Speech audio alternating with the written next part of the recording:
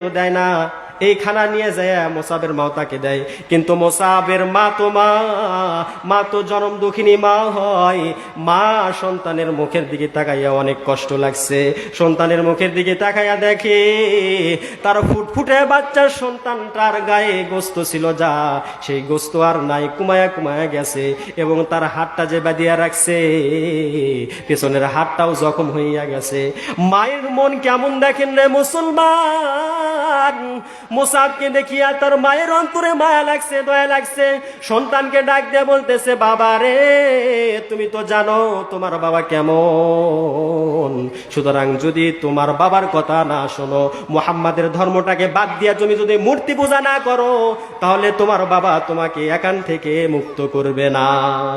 সুতরাং তুমি তোমার বাবার কথা শোনো এবং মূর্তি পূজা শুরু করিয়ে দাও, মুহাম্মাদের ধর্মটাকে বাদ দিয়ে দাও। ডাক দে বলে, মা গো মা,